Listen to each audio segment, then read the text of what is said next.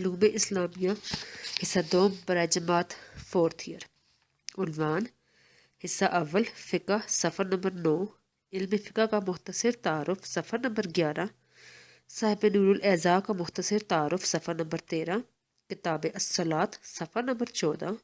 ان اوقات کا ذکر جن میں کوئی بھی نماز پڑھنا صحیح نہیں، صفحہ نمبر 20۔ باب الاذان، صفحہ نمبر 22۔ باب شروط الصلاۃ و ارکانہا، صفحہ نمبر 28۔ نماز کی شرائط کے متعلقات اور فروغ کا بیان، صفحہ نمبر 31۔ نماز کے واجبات کا بیان، صفحہ نمبر 40۔ نماز کی سنتوں کا بیان، صفحہ نمبر 43۔ آداب نماز کا بیان، صفحہ نمبر 46۔ نماز کی ادائیگی کی کیفیت کا بیان، صفحہ نمبر 51۔ باب الامامات، صفحہ نمبر 58۔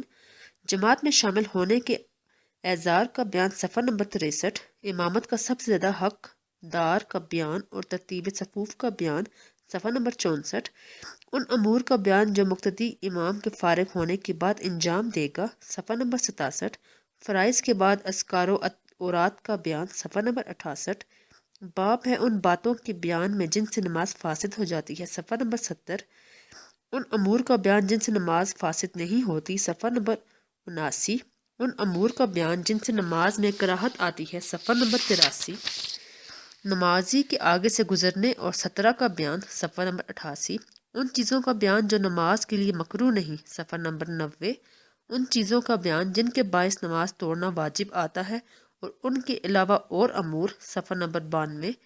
باب الوتر، صفحہ نمبر 94۔ نوافل کا بیان، صفحہ نمبر 100۔ تحیۃ المسجد، چاشت کی نماز اور شب بیداری کے بارے میں مسائل، صفحہ نمبر 103۔ بیٹھ کر نفل نماز پڑھنے اور سواری پر نماز پڑھنے کا بیان، صفحہ نمبر 106۔ سواری پر فرض اور واجب نماز کی ادائیگی کا بیان، صفحہ نمبر 107۔ کشتی میں نماز پڑھنے کے احکام کا بیان، صفحہ نمبر 110۔ تراویح کا بیان، صفحہ نمبر 112۔ کعبہ شریف میں نماز پڑھنے کا بیان، صفحہ نمبر 114۔ مسافر کی نماز کا بیان، صفحہ نمبر 116۔ مریض کی نماز کا بیان، صفحہ نمبر 123۔ نماز اور روزے کے ساقط ہونے کا بیان، صفحہ نمبر 128۔ فوت شدہ نمازوں کی ادائیگی کا بیان، صفحہ نمبر 130۔ امام کے ساتھ فرض کے پا لینے کا بیان، صفحہ نمبر 134۔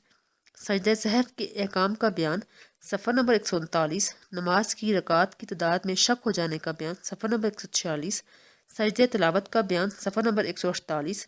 جمعہ کی نماز کا بیان، صفحہ نمبر 157۔ عیدین کی نماز کا بیان، صفحہ نمبر 165۔ سورج گرہن، چاند گرہن اور گھبراہٹوں کے نماز کا بیان، صفحہ نمبر 172۔ نماز استسقاء کا بیان، صفحہ نمبر 174۔ نماز خوف کا بیان، صفحہ نمبر 177۔ میت کے احکام کا بیان، صفحہ نمبر 180۔ مردے پر نماز پڑھنے کے مسائل کا بیان، صفحہ نمبر 190۔ میت پر نماز پڑھانے کے زیادہ مستحق افراد وغیرہ کے مسائل، صفحہ نمبر 195۔ جنازہ کے اٹھانے اور اس کے دفن کرنے کا بیان، صفحہ نمبر 197۔ قبروں کی زیارت کرنے کا بیان، صفحہ نمبر 202۔ شہید کے احکام کا بیان، صفحہ نمبر 204۔ کتاب الصوم یعنی روزے کا بیان، صفحہ نمبر 208۔ روزے کی قسموں کا بیان، صفحہ نمبر 212۔ ان روزوں کا بیان جن کے لیے رات سے نیت کرنا شرط ہے اور جن کے لیے شرط نہیں، صفحہ نمبر 215۔ رویت حلال کے ثبوت کے مسائل کا بیان، صفحہ نمبر 217۔ ان اشیاء کا بیان جن سے روزہ نہیں ٹوٹتا، صفحہ نمبر 223۔ ان اشیاء کا بیان جن سے روزہ فاسد ہو جاتا ہے اور کفارہ اور قضا دونوں لازم آتے ہیں، صفحہ نمبر 227۔ روزہ کے کفارے کا بیان، صفحہ نمبر 231۔ ان چیزوں کا بیان جن سے روزہ بغیر کفارے کے فاسد ہو جاتا ہے، صفحہ نمبر 232۔ روزہ دار کے لیے مکروہ، غیر مکروہ اور مستحب امور کا بیان، صفحہ نمبر 239۔ روزہ کے اعذار کا بیان، صفحہ نمبر 241۔ نظر کردہ روزہ اور نماز وغیرہ کا بیان، صفحہ نمبر 248۔ اعتکاف کا بیان، صفحہ نمبر 250۔ حصہ دوم سیرت النبی صلی اللہ علیہ وسلم، صفحہ نمبر 257۔ ابتدائیہ، صفحہ نمبر 258۔ معمولات نبی صلی اللہ علیہ وسلم، صفحہ نمبر 259۔ اشیاء استعمال، صفحہ نمبر 266۔ مجالس نبی صلی اللہ علیہ وسلم، صفحہ نمبر 269۔ حصہ سوم حدیث، صفحہ نمبر 257۔ حدیث کا لغوی اور اصطلاحی مفہوم، صفحہ نمبر 277۔ حجت حدیث، صفحہ نمبر 277۔ تدوین حدیث، صفحہ نمبر 279۔ باب الاسلام یعنی اسلام کا بیان، صفحہ نمبر 282۔ باب الاستئذان یعنی اجازت حاصل کرنے کا بیان، صفحہ نمبر 287۔ مصافحات اور معانقہ کا بیان، صفحہ نمبر 289۔ کھڑے ہونے کا بیان، صفحہ نمبر 290۔ چھینکنے اور جمائی لینے کا بیان، صفحہ نمبر 292۔ اسما کا بیان صفحہ نمبر 293، بیان اور شعر کا بیان صفحہ نمبر 298، زبان کی حفاظت اور غیبت اور برائی کہنے کا بیان صفحہ نمبر 303، مفاخرات و عصبیت کا بیان صفحہ نمبر 307، نیکی و صلہ کا بیان صفحہ نمبر 309، مخلوق خدا پر شفقت و رحمت کا بیان صفحہ نمبر 310، اللہ کے ساتھ اور اللہ کے لیے محبت کرنے کا بیان صفحہ نمبر 317، ترک ملاقات و انقطاع تعلق اور عیب جوئی جیسی ممنوع چیزوں کا بیان صفحہ نمبر 319، معاملات میں اعتراض و توفق کرنے کا بیان صفحہ نمبر 324، مہربانی، حیا اور حسن خلق کا بیان صفحہ نمبر 326، ظلم کا بیان صفحہ نمبر 328، ایمان کا بیان صفحہ نمبر 331، کتاب و سنت پر اعتماد کرنے کا بیان صفحہ نمبر 332۔ حصہ اول فقہ، کتاب الصلاۃ۔ علم فقہ کا مختصر تعارف۔ فقہ کے لغوی معنی کھولنے، چاک کرنے، سمجھنے یا گہرائی میں اترنے کے ہیں۔ عام طور پر فقہ کا لفظ سمجھ بوجھ کے معنوں میں مستعمل ہے۔ اسے رسول اکرم صلی اللہ علیہ وسلم کا ارشاد ہے، اللہ تعالیٰ جس کے ساتھ خیر کا ارادہ فرماتا ہے اسے دین کا فہم یعنی سمجھ بوجھ عطا کر دیتا ہے۔ اس حدیث پاک میں بھی فقہ کی لفظ اپنے لغوی معنوں میں استعمال ہوا ہے اور یہی دین کا سمجھ ہی علم فقہ ہے۔ بنابراین شریعت اسلامی کی اصطلاح میں علم فقہ سے مراد ان فروعی احکام کا علم ہے جو قرآن مجید اور سنت رسول صلی اللہ علیہ وسلم سے اصول فقہ کے ذریعے استنباط کیے جاتے ہیں۔ چونکہ دنیا عبادات، معاملات، معاشرت، سیاست، غرض تمام شعبۂ حیات پر حاوی ہے، اس بنا پر اسلامی فقہ کا دائرہ کار بھی تمام انسانی افعال و اعمال پر محیط ہے اور انسانی معاش و معاد کے متعلق تمام اصولی احکام قرآن مجید اور سنت نبی صلی اللہ علیہ وسلم کے ذریعے واضح کر دیے گئے ہیں اور خلفائے راشدین کے دور میں ہر قسم کے مسائل میں قرآن حکیم اور فرمودات نبی صلی اللہ علیہ وسلم پر ہی تمام احکام و اعمال کا انحصار تھا۔ لیکن جوں اسلام کی روشنی دنیا کے مختلف گوشوں کو روشن کرتی گئی، مسلمانوں کے مسائل بھی وسعت اختیار کرتے گئے اور انسانی زندگی میں بہت سے روزمرہ معاملات ایسے پیش آتے گئے جن کے بارے میں بظاہر قرآن و سنت میں واضح احکام موجود نہیں تھے، اگرچہ ان کے اصول واضح تھے۔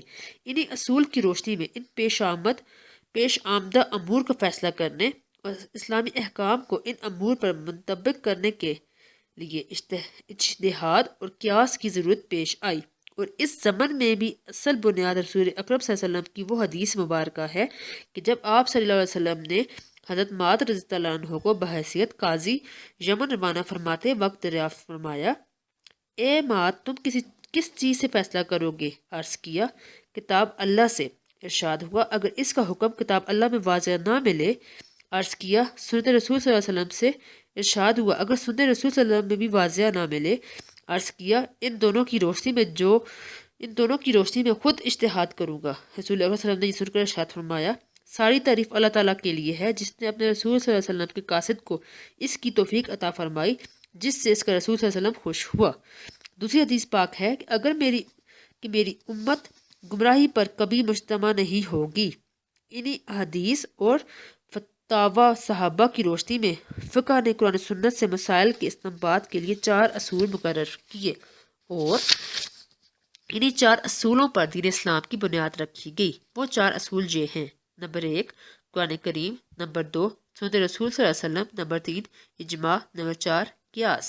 یعنی کسی بھی مسئلے میں پہلے قرآن پاک کی طرف رجوع کیا جائے گا، اس کے بعد سنت رسول صلی اللہ علیہ وسلم میں اس مسئلے کو تلاش کیا جائے گا، اگر وہاں بھی نہ ملے تو اجماع صحابہ رضی اللہ عنہ یا اجماع امت سے کیا جائے گا، یا دور صحابہ میں اس کی نظیر تلاش کر کے سابقہ 3 اصولوں کی روشنی میں اس پر قیاس کیا جائے گا۔ فقہ اسلامی انہی مذکورہ 4 اصولوں پر مرتب کی گئی ہے۔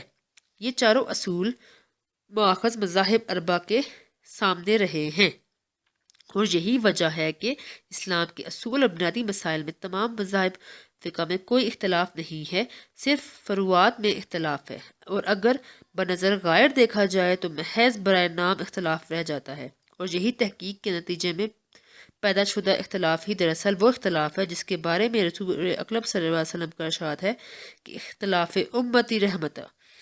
انہی 4 اصولوں کی بنیاد پر کئی ایک مجتہدین نے احکام کا استنباط کیا اور یوں فقہ کی تدوین عمل میں آئی، لیکن جن کو شہرت عام ملا وہ صرف 4 فقہی مذاہب ہیں جن کو مذاہب اربع کہتے ہیں۔ نمبر 1 فقہ حنفی، امام اعظم ابو حنیفہ رضی اللہ عنہ نعمان بن ثابت کی طرف سے ہے۔ نمبر 2 فقہ شافی، امام محمد بن ادریس الشافی کی طرف سے نسبت ہے۔ نمبر 3 فقہ مالکی، امام مالک بن انس کی طرف سے نسبت ہے۔ نمبر 4 فقہ حنبلی، امام احمد بن حنبل کی طرف سے نسبت ہے۔ ان چاروں میں بھی سب سے زیادہ شہرت و امتیاز اور حل لذیذ فقہ حنفی یعنی امام ابو حنیفہ کے فقہی مسئلے کو حاصل ہوا، اور آپ کے شاگردوں میں سے امام ابو یونس اور امام محمد بن حسن زیادہ مشہور ہیں، یہاں تک کہ ان دونوں کو فقہی حنفی کی کتابوں میں صاحبین کے لقب سے یاد کیا جاتا ہے، اور اگر شیخی کا لفظ آ جائے تو اس سے امام ابو حنیفہ اور امام ابو یوسف مراد لیے جاتے ہیں، اور جہاں طرفین کا لفظ آ جائے تو اس سے امام ابو حنیفہ اور امام محمد مراد لیے جاتے ہیں۔ مصنف نور الاعضاء کا مختصر تعارف۔ آپ کا اصل نام حسن بن عمار بن علی بن یوسف ابو الاخلاص ہے۔ آپ مصر کی ایک بستی شبر ابلولہ میں 994 ہجری میں پیدا ہوئے۔ جائے پیدائش شہر ابلولہ کی نسب سے خلاف القیاس شربتالی معروف ہیں۔ مسلک کے لحاظ سے آپ حنفی ہیں۔ آپ کی عمر ابھی 6 سال ہی تھی کہ آپ کے والد بزرگوار انہیں تعلیم کی غرض سے مصر لے آئے، اور یہاں پر انہوں نے اپنے وقت کے بہترین علماء سے حصول علم کیا۔ شیخ عبد الرحمن المصیری، امام عبداللہ حریری، علامہ محمد المخبی، شیخ الاسلام نور الدین، علی بن خانم مقدسی اور شیخ محمد الحمومی جیسے علماء آپ کے اساتذہ کرام میں شامل ہیں۔ آپ اپنے وقت کے نامور محدث، فقیہ اور فتاویٰ میں امتیازی حیثیت کے مالک تھے۔ آپ کو اللہ تعالیٰ نے مختلف علوم میں مہارت تامہ عطا فرمائی تھی۔ تحصیل علم کے بعد آپ مصر کی عظیم درسگاہ جامعہ ازہر میں ہی درس دینے کے منصب پر فائز ہوئے، اور عرصے دراز تک درس دے کر تشنگان علوم کو سراف فرماتے رہے۔ علامہ احمد العجمی اور علامہ اسماعیل جیسے مشہور علماء آپ کے شاگردوں میں شمار ہوتے ہیں۔ آپ کی تقریباً 45 تالیفات و تصانیف علمی یادگاروں کے طور پر موجود ہیں، مگر ان سب میں نور الاعضاء کو امتیازی شان حاصل ہے۔ اس کی مقبولیت کا اس سے بڑھ کر اور کیا ثبوت ہوگا کہ تاحال تمام مدارس عربیہ کے درسی نصاب میں داخل ہے، اور مصنف کے علمی تبخر کی یاد دلا رہی ہے۔ آپ جمعۃ المبارک کے دن 11 رمضان المبارک 1069 ہجری کو 75 سال کی عمر میں داعی الاجل کو لبیک کہا کر اس دار فانی سے کوچ فرما گئے، لیکن آپ کی ذہانت اور تبحر علمی و فقہی کے لازوال نقوش آج بھی اہل علم کے ذہنوں پر قائم ہیں۔ کتاب الصلاۃ، نماز کی کتاب، صفحہ نمبر 14۔ یشترط لفرضیتھا ثلاثۃ اشیاء الاسلام والبلوغ، شرط قرار دیا جاتا ہے اس نماز کی فرضیت کے لیے 3 چیزیں: اسلام بلوغ، والعقل وتؤمر بها الاولاد لسبع سنین، اور عقل اور اس نماز کا اولاد کو حکم دیا جائے گا 7 برس کی عمر میں۔ وتضرب علیہا لعشر بیض لا بخشبۃ واسبابھا، اور مارا جائے گا اس نماز پر 10 سال کی عمر میں ہاتھ سے نہ کہ لکڑی سے، اور اس نماز کے اسباب: اوقاتھا وتجب بأول الوقت وجوبا موسعا، اس نماز کے اوقات ہیں اور واجب ہوتی ہے اول وقت کے ساتھ، وسیع و وجوب کے ساتھ۔ توضیح: اس حصہ میں نماز کے مسائل کا ذکر ہے۔ صلاۃ کے لفظی معنی عربی اور عبرانی دونوں زبانوں میں دعا کے ہیں، اور شریعت کی اصطلاح میں عبادت کا وہ مخصوص طریقہ ہے جو حضرت جبرائیل علیہ السلام نے حکم خداوندی رسول اللہ صلی اللہ علیہ وسلم کو بتلایا، اور آپ صلی اللہ علیہ وسلم نے اپنی تمام امت کو بتلایا۔ یہ بدنی عبادت میں سے سب سے اہم ترین عبادت ہے، جو جملہ ارکان، فرائض اور واجبات وغیرہ تفصیلات اور اوقات یقینی کے ساتھ آپ صلی اللہ علیہ وسلم پر شب معراج میں فرض ہوئی۔ اسی کے بارے میں فرماتے ہیں کہ اس کے فرضیت کے 3 شرائط ہیں۔ سب سے پہلی شرط اسلام ہے، کیونکہ دین اسلام قبول کرنے کے بغیر کوئی شخص احکام شریعہ کا مکلف نہیں ہو سکتا۔ دین اسلام قبول کرنے کے بعد بدنی عبادات میں سب سے پہلی عبادت نماز فرض ہو جاتی ہے۔ دوسری شرط بلوغت ہے، یعنی چاہیے کہ اسلام لانے والا بالغ ہو تب نماز پڑھنا فرض ہو جاتا ہے۔ اگر بالغ نہ ہو تو اس کے بارے میں تفصیل آگے آتی ہے۔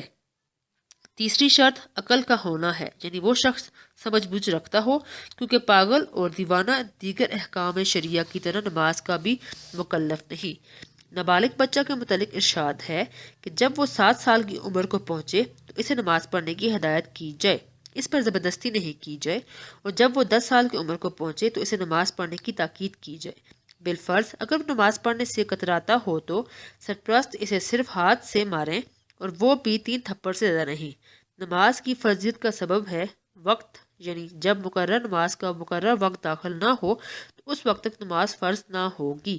اس کا مطلب یہ ہے کہ مقرر وقت کے داخل ہونے پر اس وقت کی نماز پڑھنا فرض ہو جاتا ہے، لیکن یہ ضروری نہیں کہ وقت داخل ہوتے ہی نماز پڑھنا پڑے گی، بلکہ اس کی ادائیگی میں وسعت ہوگی۔ وقت کے اندر اول، درمیانی اور آخر وقت میں پڑھنے کی اجازت ہے۔ والاوقات خمسۃ وقت الصبح من طلوع الفجر فجر الصادق، اور اوقات نماز 5 ہیں۔ وقت صبح کا صبح صادق کے طلوع ہونے سے لے کر الی قبیل طلوع الشمس، و وقت الظہر من زوال الشمس، سورج کے طلوع ہونے سے پہلے تک ہے، اور وقت ظہر کا سورج کے زوال سے ہے۔ الی ان یسیر ظل کل شیء مثلہ و مثلہ سواج ظل الاستواء، یہاں تک کہ ہر چیز کا سایہ اس کے 2 مثل دگنے کے برابر ہو یا اس کے 1 مثل کے برابر ہو، سوا استوا کے سایہ کے۔ واختار الثانی ثانیتہاوے وہو قول الصاحبین، و وقت العصر من ابتداء الزیادت علی المثل او المثلین الی غروب الشمس، والمغرب منہ الی غروب الشفق الاحمر، اور اختیار کیا ہے دوسرے قول کو امام طحاوی نے، اور یہی قول صاحبین کا بھی ہے، اور وقت عصر کا ہے 1 مثل یا 2 مثل پر زیادت کی ابتدا سے سورج کے غروب ہونے تک، اور مغرب اس سورج کے غروب ہونے سے شفق احمر سرخی شفق، علی المفتى بہ والعشاء والوتر منہ الی الصبح، سرخی شفق کے غروب ہونے تک مفتی بقول کے مطابق، اور عشاء اور وتر اس سے صبح تک۔ ولا یقدم الوتر علی العشاء للترتیب لازم، ومن لم یجد وقتہما لم یجب علیہ، ولا یجمع بین فردین فی وقت بعذر الا فی عرفۃ للحاج بشرط الامام الاعظم والاحرام، اور وتر کو عشاء پر مقدم نہیں کرے گا بوجہ ترتیب لازم کے، اور جو کوئی ان دونوں کا وقت نہ پائے اس پر یہ دونوں دعا اور وتر واجب نہیں ہے، اور دونوں فرضوں کو جمع نہیں کرے گا ایک وقت میں کسی عذر کی وجہ سے، مگر عرفات میں حاجیوں کے لیے امام اعظم، امام المسلمین یا اس کا نائب، اور احرام کی شرط کے ساتھ پس جمع کرے گا۔ صفحہ نمبر 16۔ والاحرام فیجمع بین الظہر والعصر جمع تقدیم، ویجمع بین المغرب والعشاء بمزدلفۃ، ولم یجز المغرب طریق مزدلفۃ، ویستحب الاسفار بالفجر للرجال والابراد بالظہر فی الصیف، اور احرام کی شرط کے ساتھ پس جمع کرے گا ظہر و عصر میں تقدیم کی جمع، یعنی عصر کو ظہر کے ساتھ، اور جمع کرے گا مغرب اور عشاء کو مزدلفہ میں، اور جائز نہیں ہے مغرب مزدلفہ کے راستے میں، اور مستحب ہے اسفار روشنی کرنا فجر میں مردوں کے لیے، اور ابراد ٹھنڈک کرنا ظہر میں۔ فی الصیف وتعجیلہ فی الشتاء الا فی یوم غیم فیؤخر فیہ و تاخیر العصر ما لم یتغیر الشمس و تعجیلہ فی یوم الغیم و تعجیل المغرب الا فی یوم غیم فیؤخر فیہ و تاخیر العشاء الى ثلث اللیل و تعجیلہ فی الغیم و تاخیر الوتر الى آخر اللیل لمن یشک بالانتباہ۔ ترجمہ: موسم گرما میں اور جلدی ادا کرنا موسم سرما میں، مگر بادلوں والے دن میں، پس اس میں تاخیر کی جائے گی، اور تاخیر کرنا عصر کا جب تک سورج متغیر نہ ہو جائے، اور تعجیل یعنی جلدی کرنا بادلوں والے دن میں اور تعجیل مغرب میں، مگر بادلوں والے دن میں، پس اس میں تاخیر کی جائے گی، اور تاخیر عشاء کی تہائی رات تک، اور تعجیل اس کی بادلوں والے دن میں، اور تاخیر وتر کی آخر رات تک اس شخص کے لیے جسے جاگنے کا یقین ہو۔ توضیح: دن میں فرض نمازیں 5 ہیں، اس کے اوقات بھی 5 ہیں۔ پہلا وقت صبح کا ہے، جو طلوع صبح صادق سے سورج کے طلوع سے کچھ پہلے تک ہے۔ رات کے آخری حصہ میں آسمان کے مشرقی کنارے پر ایک سیدھی لکیر نمودار ہوتی ہے، جو تھوڑی دیر کے بعد غائب ہو جاتی ہے۔ چونکہ ابھی رات کا کچھ حصہ باقی رہتا ہے، اس لیے اسے صبح کاذب کہتے ہیں۔ اس کے غائب ہونے کے بعد کچھ دیر بعد مشرقی کنارے پر پھیلی ہوئی سفیدی دکھائی دیتی ہے، جو بڑھتی رہتی ہے اور سارے آسمان پر چھا جانے لگتی ہے۔ یہی صبح صادق ہے، اور یہی ابتدائی وقت ہے نماز صبح کا، اور سورج کے نکلنے سے ذرا دیر تک پہلے یہ اس کا آخری وقت ہے۔ دوسرا وقت ظہر کا ہے۔ دوپہر کے وقت سورج کے بالکل سر پر آ جانے کے بعد جب سورج مغرب کی طرف ڈھلنے لگتا ہے، یہی نماز ظہر کا ابتدائی وقت ہے، اور سورج ڈھلتے ڈھلتے اس کا سایہ اصلی کے علاوہ 2 چند ہو جانے تک امام ابو حنیفہ کے نزدیک نماز ظہر کا وقت ہے۔ اکثر مشائخ احناف کا مفتی بمسلک یہی ہے، اور صاحبین یعنی امام ابو یونس اور امام محمد کے نزدیک جب ہر چیز کا سایہ اصلی سایہ کے سوا اس چیز کے برابر ہو جانے تک یہ ظہر کا وقت ہے۔ امام طحاوی نے اسی کو اختیار کیا ہے۔ سایہ اصلی سورج کے سر پر آ جانے کے وقت جب تک اس کا ڈھلنا شروع نہ ہوا ہو، اس وقت کسی چیز کا جو سایہ ہوتا ہے وہ اس چیز کا سایہ اصلی کہلاتا ہے۔ مثلا 2 گز کی لکڑی زمین میں بالکل سیدھی گاڑ دی جائے، سورج کے عین سر پر آنے کی وقت اس کا جو سایہ ہوگا وہی اس لکڑی کا سایہ اصلی ہوتا ہے۔ سورج کے سر سے ڈھلنے پر سایہ بڑھنے لگتا ہے تو اسے اصلی سایہ کے علاوہ اس چیز کا سایہ 2 چند ہونے پر امام ابو حنیفہ کے نزدیک ظہر کا وقت ختم ہو جاتا ہے، اور صاحبین کے نزدیک زوال کے بعد اسی چیز کے سایہ اصلی کے علاوہ اس کا سایہ یکچند ہونے پر ظہر کا وقت ختم ہو جاتا ہے۔ تیسرا وقت عصر کا ہے۔ ظہر کے وقت آخری وقت میں اختلاف کے پیش نظر امام ابو حنیفہ کے نزدیک کسی چیز کے سایہ اصلی کے 2 چند ہو جانے کے بعد، اور صاحبین کے قول مطابق سایہ اصلی کے یک چند ہو جانے بعد شروع ہوتا ہے اور غروب آفتاب تک باقی رہتا ہے۔ نوٹ: علامہ سرخسی نے لکھا ہے کہ احتیاط اسی میں ہے کہ ظہر کی نماز 1 مثل کے وقت کے اندر پڑھی جائے اور عصر کی نماز 2 مثل کے بعد پڑھی جائے تاکہ نماز بالاتفاق ادا ہو۔ چوتھا وقت مغرب کا ہے۔ غروب آفتاب یعنی سورج ڈوبنے کے بعد سے مغرب کا وقت شروع ہوتا ہے اور شفق کے ڈوبنے تک اس کا وقت باقی رہتا ہے۔ شفق سے مراد وہ سرخی ہے جو سورج کے غروب ہو جانے کے بعد آسمان کے مغربی حصہ میں دکھائی دیتی ہے۔ سرخی کے غائب ہو جانے پر مغرب کا وقت ختم ہو جاتا ہے۔ سرخی کے غائب ہو جانے کے کچھ پہلے تک مغرب کا وقت باقی رہتا ہے۔ اسی پر اکابر علماء احناف کا فتویٰ ہے۔ امام ابو حنیفہ نے بھی اسی قول کی طرف رجوع کیا ہے۔ پانچواں وقت عشاء کا ہے۔ مغرب کی جانب کی سرخی غائب ہو جانے پر عشاء اور وتروں کا وقت شروع ہوتا ہے اور صبح صادق کے طلوع سے کچھ پہلے تک رہتا ہے۔ اسی وقت میں عشاء کی فرض نماز پڑھیں گے اور وتر بھی۔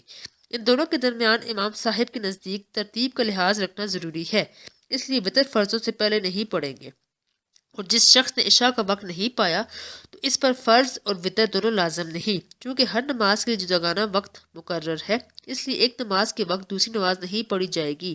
یوں نہیں کر سکیں گے کہ کسی عذر کی وجہ سے ظہر کی نماز کے ساتھ ظہر کے وقت عصر کی نماز کے ساتھ ایک پڑھ لیں، سوائے عرفہ کے دن کہ جب میدان عرفات جائیں وہاں پر ظہر کے وقت میں ظہر اور عصر کی نماز ایک ساتھ پڑھیں گے، اس شرط پر کہ حاجی بادشاہ وقت یا اس کے نائب کے ساتھ اور حج اور احرام کی حالت میں مسجد نمرہ میں نماز پڑھتا ہو، اور مغرب کے وقت مغرب کی نماز نہیں پڑھے گا بلکہ حاجی مزدلفہ پہنچ جائے تو مغرب اور عشاء کی نماز ایک ساتھ پڑھے، اور مزدلفہ جاتے وقت راستے میں مغرب کی نماز پڑھنے کی اجازت نہیں۔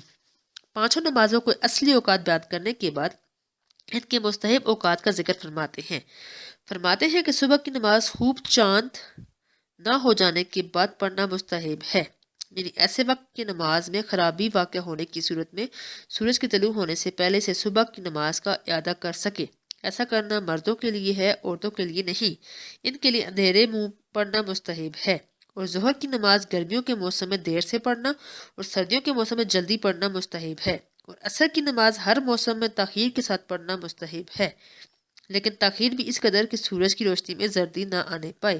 البتہ جب بادل چھائے ہوئے ہوں تو پھر جلدی پڑھنا مستحب ہے، اور مغرب کی نماز ہر موسم میں اول وقت میں پڑھنا مستحب ہے، ہاں جب بادل چھائے ہوئے ہوں تو ذرا دیر سے پڑھی جائے، اور عشاء کی نماز تہائی رات تک مؤخر کرنا مستحب ہے، اور جن لوگوں کو اپنے سحری کے وقت جاگنے پر اعتماد ہو تو وتر کو آخری رات تک مؤخر کرنا مستحب ہے، سوائے رمضان کے مہینے کے، کیونکہ اس میں وتر باجماعت پڑھی جاتی ہے، اس لیے فرضوں کے ساتھ رات کی ابتدائی حصے میں پڑھنا بڑے ثواب کا باعث ہے۔ فصل و ثلاثۃ اوقات لا یسو فیہا شیء من الفرائض والواجبات التي لازمت فی الذمۃ قبل دخولها عند طلوع الشمس الى ان ترتفع وعند استوائها الى ان تزول وعند اصفرارها الى ان تغرب ویسع اداء ما واجب فیہا مال کراہت کجنازۃ حضراتو۔ ترجمہ: فصل 3 اوقات ایسے ہیں کہ نہیں ہے صحیح اس میں کچھ بھی فرائض اور واجبات میں سے وہ جو لازم ہو چکی ہوں ذمہ پر، ان کے داخل ہونے سے قبل سورج کے طلوع ہونے کے وقت یہاں تک اونچا ہو جائے، اور اس کا سیدھا ہونے کے وقت یعنی عین نصف النہار یہاں تک کہ ڈھل جائے، اور اس کے زرد ہونے کے وقت یہاں تک کہ غروب ہو جائے، اور صحیح ہے ادا کرنا ان کا جو واجب ہو چکی ہیں، ان میں بما کراہت کے جیسے جنازہ کے حاضر ہو چکا ہو۔ وَسَجْدَةِ آیَاتٍ تُلِیَتْ فِیہا کَمَا صَحَّ أَصْلُ الْیَوْمِ عِنْدَ الْغُرُوبِ مَعَ الْکَرَاہَةِ وَالْأَوْقَاتُ الثَّلَاثَةُ یکرہ فیہا النَّافِلَاتُ کراہۃ تحریم وَلَوْ کَانَ لَہَا سَبَبٌ کالمنظور ورکعۃ الطواف یکرہ التنفل بعد۔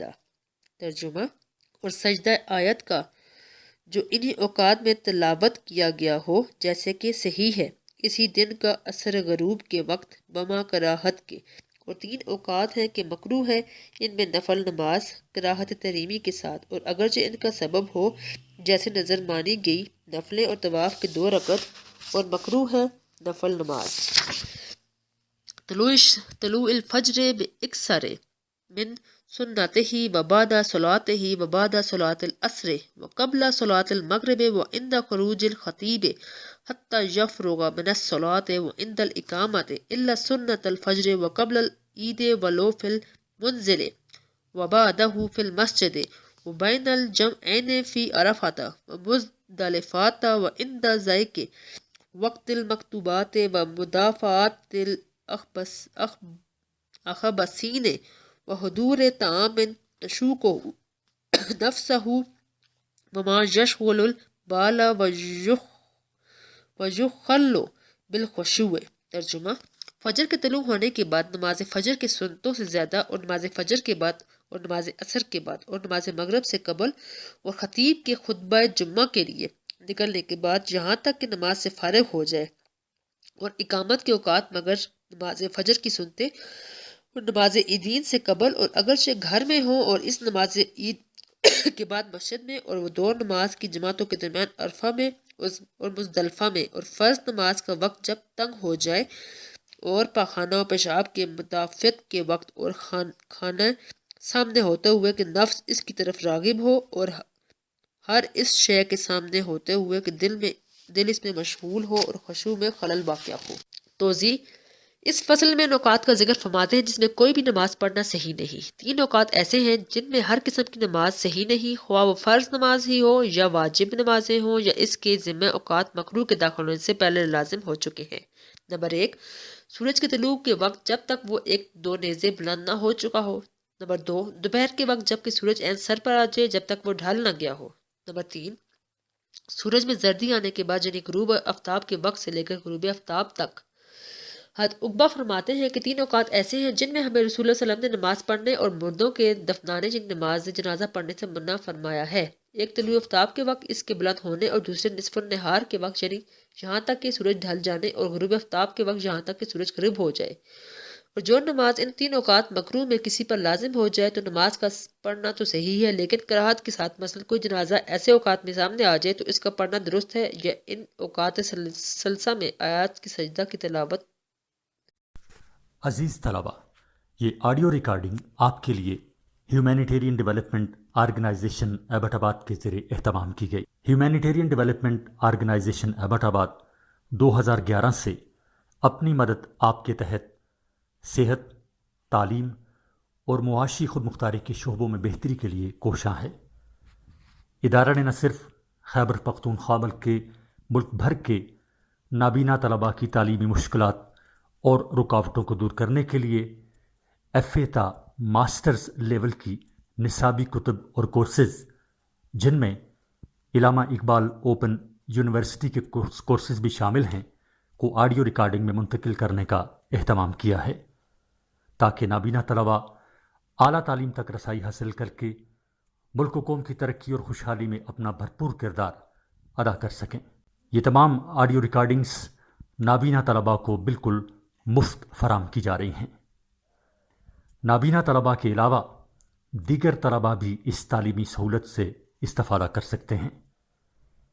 ہیومینیٹیرین ڈیولپمنٹ آرگنائزیشن ایبٹ آباد، ای میل HDOATD@gmail.com، ویب سائٹ HDORG.net، رابطہ نمبر 03459541-838 یعنی 0345 9541 838۔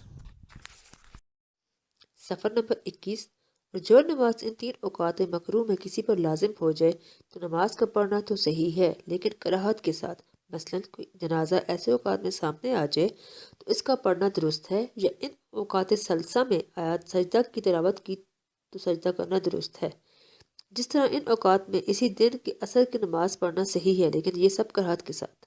ان 3 اوقات مذکورہ میں نفل نماز پڑھنا مکروہ ہے کراہت تحریمہ کے ساتھ، اگرچہ اس کے لیے کوئی سبب ہو، جیسے نظر نماز اور طواف کے بعد کی 2 رکعتیں نیز تحت الوضو اور تحت المسجد کی 2 رکعتیں۔ طلوع صبح صادق کے بعد نفل نماز پڑھنا، صبح کی سنتوں کے علاوہ نیز صبح کی فرضوں کے پڑھنے کے بعد نفل نماز پڑھنا، نماز عصر کے بعد نفل نماز پڑھنا، مغرب کی نماز سے پہلے نفل پڑھنا، خطیب کا خطبہ کے لیے نکلنے کے بعد نماز پڑھنا یہاں تک کہ وہ نماز سے فارغ ہو جائے، فرض نماز کے لیے جمعہ کے دن جماعت کھڑی ہو، نفل اور سنتیں پڑھنا سوائے فجر کی سنتوں کے جو جماعت کھڑی ہو جانے کے بعد بھی ان کا پڑھنا درست ہے۔ اسی طرح عید کی نماز سے پہلے اور بعد میں مسجد میں اور یوم عرفہ میں فجر اور عصر کی جماعتوں کے درمیان اور مزدلفہ میں اگرچہ گھر میں پڑھے مغرب اور عشاء کی جماعتوں کے درمیان نفل پڑھنا، اور جب فرض نماز کے پڑھنے کا وقت تنگ ہو اور اس کے فوت ہونے کا خطرہ ہو تو نفل پڑھنا، اور اس وقت جب کہ زور کا بہانہ یا پیشاب آتا ہو اور جب بھوک لگی ہو اور کھانا سامنے موجود ہو اور ہر اس چیز کی موجودگی جو اس کے دل جمعی میں خلل انداز ہو اور اس کے خشوع و خضوع میں مخل ہو، ان تمام مواقع میں نماز پڑھنا مکروہ ہے۔ صفحہ نمبر 22، باب الاذان یعنی اذان کا بیان۔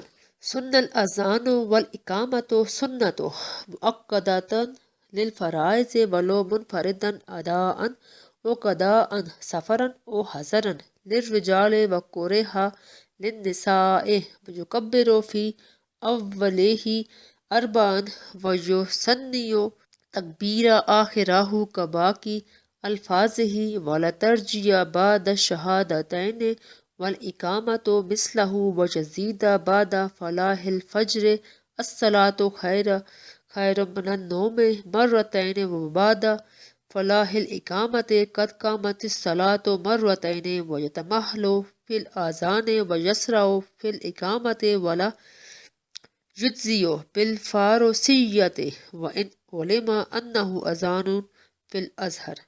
ترجمہ: سنت ہے اذان اور اقامت سنت موقدہ تمام فرض نمازوں کے لیے، اگرچہ منفرد اکیلے نماز پڑھنے والا ہو، ادا پڑھی جا رہی ہو یا قضا، بحالت سفر ہو یا بحالت حضر، قیام مردوں کے لیے اور مکروہ ہے دونوں اذان اور اقامت عورتوں کے لیے۔ اور تکبیر کہے گا ابتدا میں 4 بار اور دوبارہ کہے گا اذان کی آخری تکبیر، باقی الفاظ اذان کی طرح اور شہادتیں میں ترجیح نہ ہوگی۔ اور اقامت اذان کی طرح ہے، زائد کرے گا فجر کی حی علی الفلاح کے بعد الصلاۃ خیر من النوم 2 بار اور اقامت کی حی علی الفلاح کے بعد قد قامت الصلاۃ 2 بار، اور سکون اختیار کرے گا اذان میں اور جلدی کرے گا اقامت میں، اور کافی نہیں ہوگا فارسی یا کسی دوسری زبان میں بجز عربی کے زبان میں، اگر یہ علم ہو کہ یہ اذان ہے اور زیادہ ظاہر قول کے مطابق۔ وَيُسْتَحِبُّ أَنْ يَكُونَ الْمُؤَذِّنُ صَالِحًا عَالِمًا بِالسُّنَّةِ وَأَوْقَاتِ الصَّلَاةِ وَعَلَى وُضُوءٍ مُسْتَقْبِلَ الْقِبْلَةِ إِلَّا أَنْ يَكُونَ رَاكِبًا وَأَنْ يَجْعَلَ إِصْبَعَيْهِ فِي أُذُنَيْهِ وَأَنْ يُحَوِّلَ وَجْهَهُ يَمِينًا بِالصَّلَاةِ وَيَسَارًا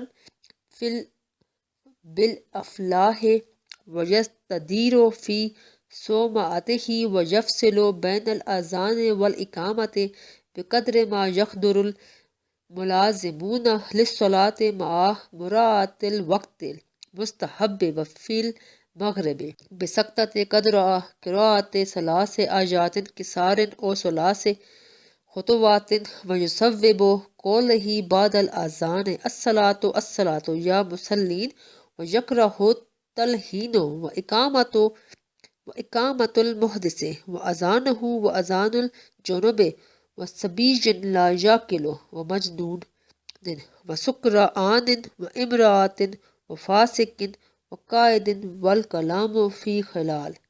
ترجمہ: اور مستحب ہے کہ مؤذن صالح ہو، عالم بالسینہ و اوقات نماز ہو، اور یہ کہ باوضو ہو، قبلہ رخ ہو، مگر جب مؤذن سوار ہو پھر قبلہ رخ ہونا ضروری نہیں، اور یہ کہ رکھے اپنی دونوں انگلیاں اپنے کانوں میں، اور یہ کہ پھیر لے اپنے چہرے کو دائیں طرف حی علی الصلاح کے ساتھ اور بائیں طرف حی علی الفلاح کے ساتھ، اور گھومے گا اگر کھڑے رہ کر چہرہ گھمانا ممکن نہ ہو اپنے سوما اذان دینے کی جگہ میں، اور توفق کرے اذان اور اقامت میں، اتنا کہ پابندی کے ساتھ آنے والے نماز کے لیے حاضر ہو جائیں بما وقت مستحب کی رعایت کے، اور مغرب میں تو توفق کرے گا 3 چھوٹی آیتوں کی قرأت کے اندازے پر یا 3 قدم چلنے کے بقدر، اور تصویب کرے گا اپنے اس قول سے اذان کے بعد نماز نماز اے نماز پڑھنے والو، اور مکروہ ہے تلحین اور بے وضو کا اقامت کہنا اور اس کا اذان کہنا، اور جنبی شخص کا اذان کہنا، اور ناسمجھ بچے کا، اور مجنون یعنی پاگل کا، اور نشہ میں مدہوش شخص کا، اور عورت کا، اور فاسق کا، اور بیٹھے ہوئے کا، اور باتیں کرنے یعنی گفتگو کرنا۔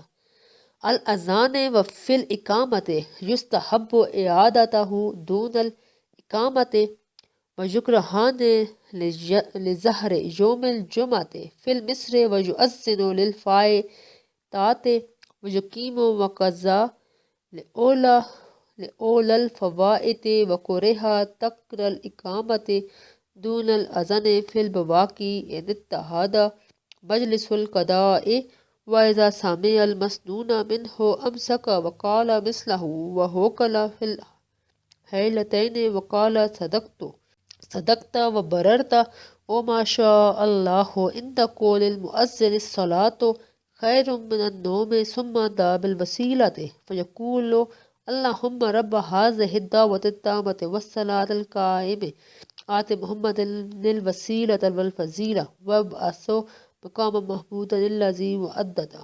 ترجمہ: اذان اور اقامت کے دوران مستحب ہوگا دوبارہ لوٹانا اس اذان کا جس کے دوران گفتگو کی جائے، نہ اقامت کا، اور مکروہ ہے دونوں اذان اور اقامت جمعہ کے دن کے نماز ظہر کے لیے شہر میں اور اذان دی جائے گی فوت شدہ نماز کے لیے اور اقامت کہی جائے گی، اور اسی طرح پہلی نماز کے لیے بہت سی فوت شدہ نمازوں میں اور مکروہ ہے اقامت کا ترک کرنا، نہ کہ اذان کا۔ باقی فوت شدہ نمازوں میں اگر ایک ہو مجلس قضا کی، اور جب سن لے مسنون طریقے سے اذان تو ٹھہر جائے اور کہے اس جیسا اذان کے کلمات دہرائے، اور لا حول ولا قوت الا باللہ کہے حی علی الصلاۃ اور حی علی الفلاح کے جواب میں، اور صدقۃ و برر یا ماشاء اللہ کے مؤذن کے الصلاۃ خیر من النوم کہنے کے وقت پر دعائے وسیلہ کرے اور کہے اے اللہ، اے دعوت کامل اور کھڑی ہونے والی نماز کے پروردگار، حضرت محمد صلی اللہ علیہ وسلم کو وسیلہ اور فضیلت